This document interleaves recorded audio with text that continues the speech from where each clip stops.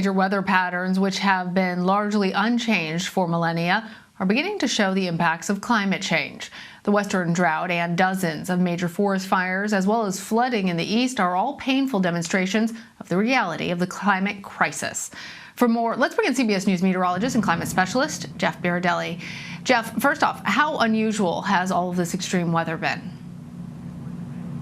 I have to tell you, I've been doing this for 25 years professionally, and since I'm a very young, very small child, I've wanted to be a meteorologist. So I've followed this very closely, and I've never seen anything like this before. I mean, of course, we get into periods of quiet in the weather. That happens. The pattern gets very quiet. And then periods when it's very extreme, we get a lot of extreme weather.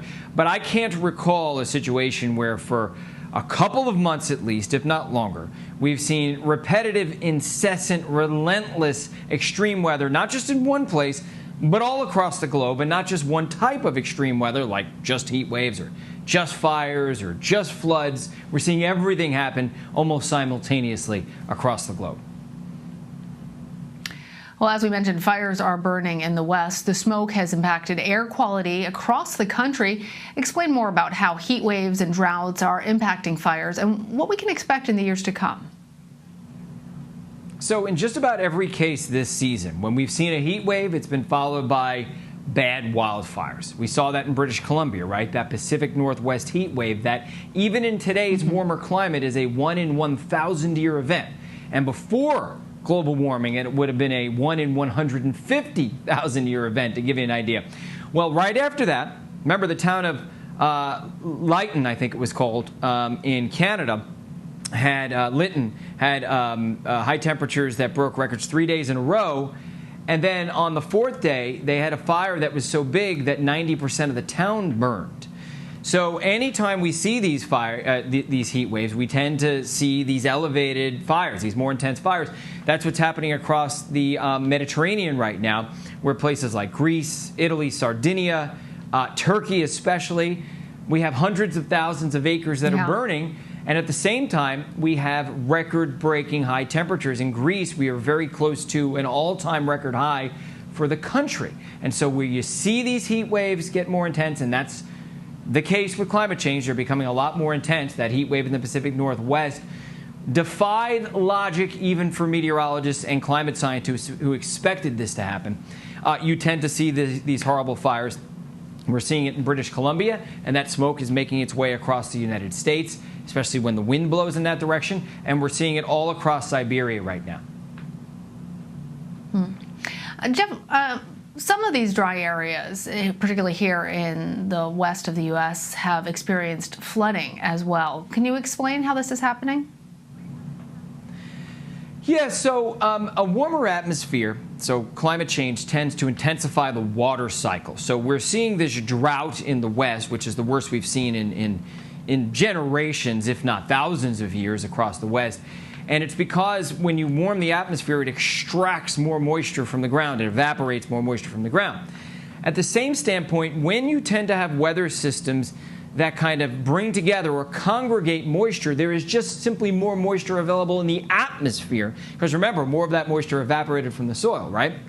So you tend to have heavier downpours. So now we have a monsoon. Last year we had a non-soon. There was barely any rain in last year's monsoon in the desert southwest of the United States. This year it's one of the worst I've ever seen. And so now you have all these burn scars across the west. You have very dry ground, and then all of a sudden all this heavy rain all comes at once, not spread out over time, and it's causing this massive flooding. So in Colorado, we saw I-70 close because of a huge landslide, and it is causing all kinds of flooding problems across the west right now. That's really interesting, Jeff. The way that you described it was poetic, really, to think of them as burn scars on the earth. That's contributing to the flooding. We've also been following floods in other parts of the world. Some of the worst have been in Europe. Tell us what's causing this. So in the case of Europe, we had a stalled out storm, which may be becoming more likely because of climate change. We think that climate change may be manipulating the jet stream at certain times of the year, causing it to kind of slow down, become a little bit more elongated. And when that happens, systems tend to break off. They become more unstable, and they can drop rain for days on end. Now, remember, I told you that You know, the warmer the atmosphere is, the more moisture it can hold. It intensifies the water cycle.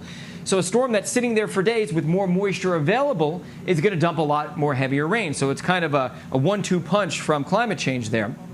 And that's what has caused that. And this, you know, wavy jet stream is not only confined to Europe, it's happening all over the world. So we're seeing the effects of that wavy jet stream across the United States in more extreme weather as well. Finally, Jeff, a major climate report comes out on Monday. What can we expect?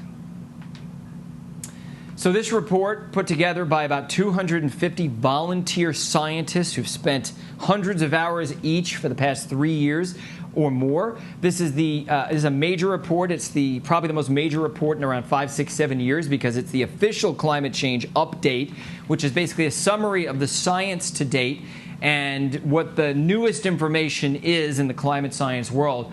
So this is going to be kind of an encyclopedia, if you will, of the latest on climate change. It comes out on Monday, and we're going to have it for you right here on CBSN. All right, we'll look forward to talking to you then, Jeff. Appreciate it. You're welcome.